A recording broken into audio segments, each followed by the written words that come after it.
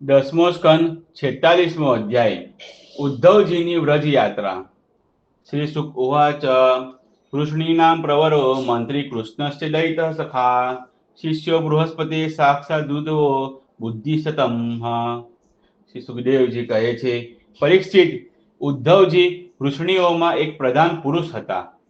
તેઓ સાક્ષાત બૃહસ્પતિના શિષ્ય અત્યંત શ્રેષ્ઠ બુદ્ધિમાન હતા.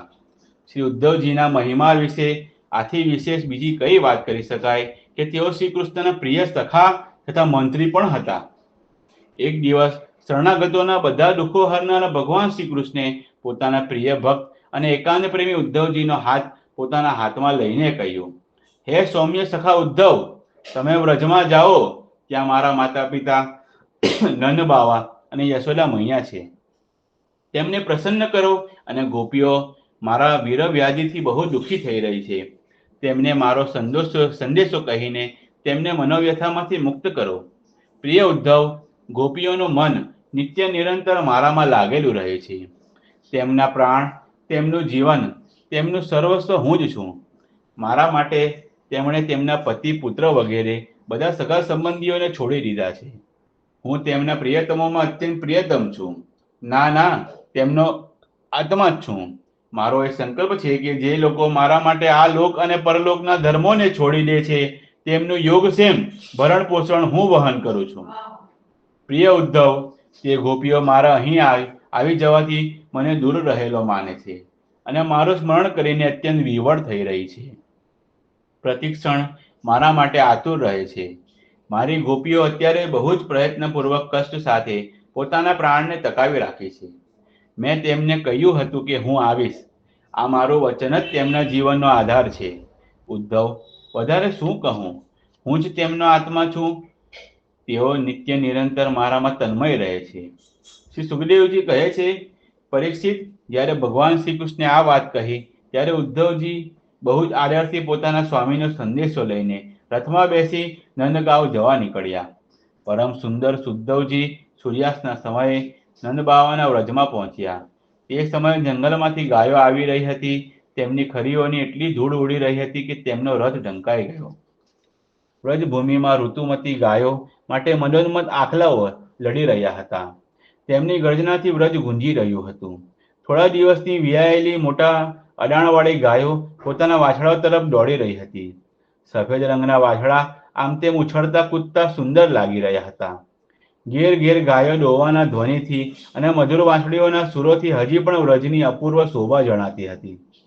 ગોપીઓ અને ગોપો સુંદર પરિધાન અને આભૂષણોથી સજી ધજીને શ્રી કૃષ્ણ તથા બલરામજીના મંગળમય ચરિત્રોનું ગાન કરી રહ્યા હતા. આ પ્રમાણે વ્રજ વિશેષ રહેણિયામણું લાગતું હતું. ગોપોના ઘરોમાં અગ્નિ, સૂર્ય, અતિથિ, ગાય, બ્રાહ્મણ, દેવતાઓ અને પિતૃઓની પૂજા કરેલી હતી. ધૂપની સુગંધ ચારે બાજુ પ્રસરી રહી હતી અને દીપક ઝગમગી રહ્યા હતા. દરેક ઘર પુષ્પોથી સુશોભિત હતા. આવા સુંદર ઘરોથી સંપૂર્ણ વ્રજ વિશેષ મનોહર બની રહ્યું હતું. ચારે બાજુ વનરાજી ફૂલોથી ભરચક હતી. પક્ષીઓ ટહુકા કરી રહ્યા હતા અને ભમરાઓ ગુંજાર કરી રહ્યા હતા. ત્યાં જળ અને જમીન બંને સ્થળો કમળોના વનથી શોભી રહ્યા હતા અને હંસ, બતક વગેરે પક્ષીઓ વનમાં વિહાર કરી રહ્યા હતા. જ્યારે ભગવાન શ્રી કૃષ્ણના પ્રિય અનુચર ઉદ્ધવજી વ્રજમાં આવ્યા ત્યારે તેમને મળીને નંદબાવા બહુ પ્રસન્ન થયા. તેમણે ઉદ્ધવજીને ભેટીને તેમનું ભગવાન શ્રી કૃષ્ણના જેવું સન્માન કર્યું. યથા સમય ઉત્તમ અન્નનું ભોજન કરાવ્યું અને જ્યારે તેઓ આરામથી પલંગ પર બેસી ગયા ત્યારે સેવકોએ ચરણ સેવા કરીને પંખો ઢોળીને તેમનો શ્રમ દૂર કર્યો. ત્યારે નંદબાવાએ પૂછ્યું, પરમ ભાગ્યશાળી ઉદ્ધવજી, હવે અમારા મિત્ર વસુદેવજી જેલમાંથી છૂટી ગયા. તેમના આત્મીય સ્વજન તથા પુત્ર વગેરે તેમની સાથે છે. અત્યારે તે બધા કુશળ તો છે ને?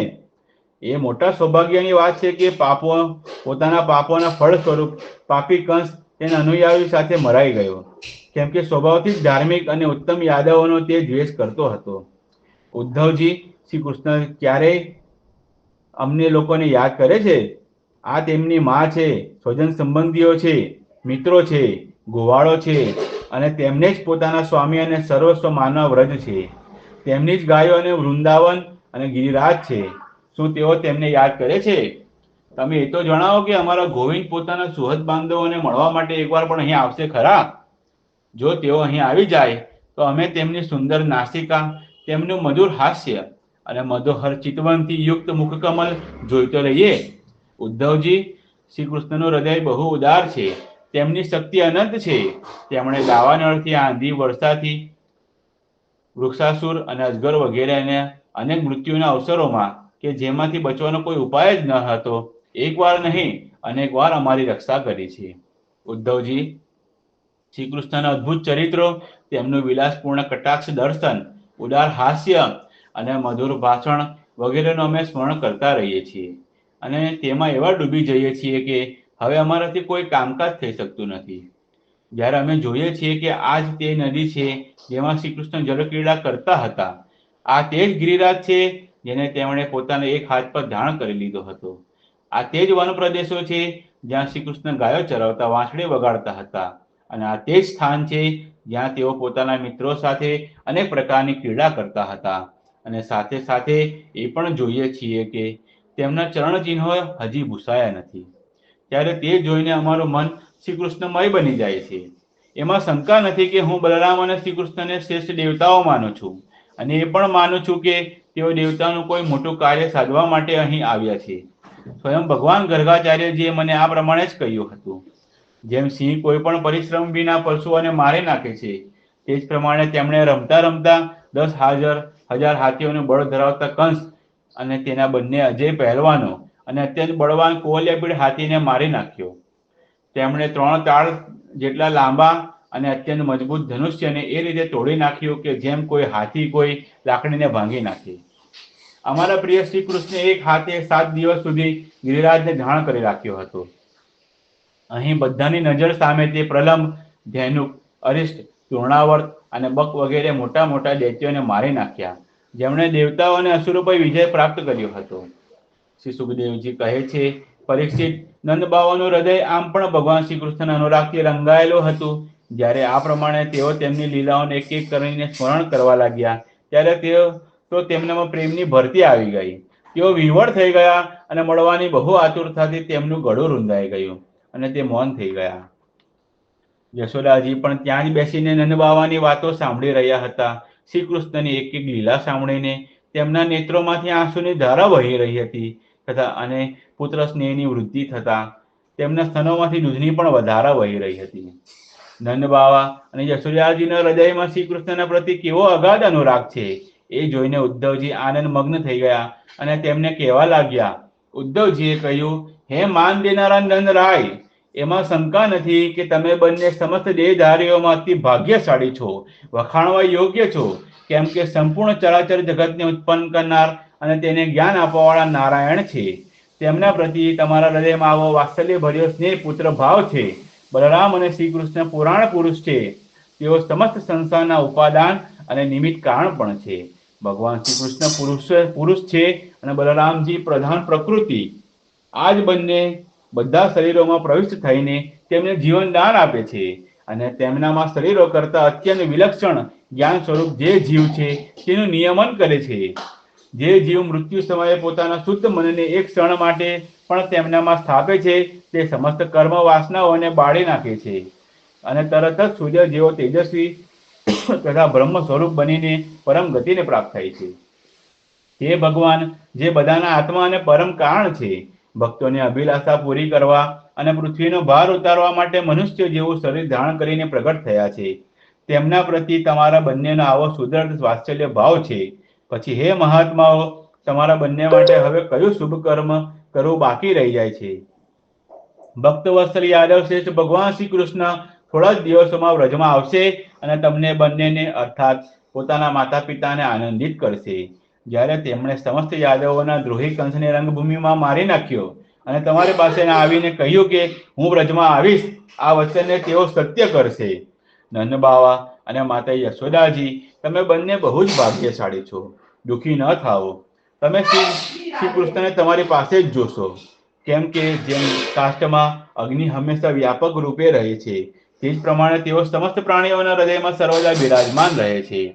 બાવા, શ્રી કૃષ્ણને કોઈ પ્રિય નથી કે કોઈ અપ્રિય નથી. તેઓ સ્વયં અમાની છે. વળી બધા પ્રત્યે સમાન ભાવવાળા છે. તેમને મન કોઈ ઉત્તમ નથી, કોઈ અધમ નથી. એટલું જ નહીં, વિષમતાનો ભાવ રાખનારાઓ માટે પણ તેઓ વિષમ નથી. ન તો તેમની કોઈ માતા છે ને ન પિતા, ન પત્ની છે કે ન પુત્ર વગેરે, ન પોતાનું છે કે ન પરાયું, ન દેહ છે કે ન જન્મ છે.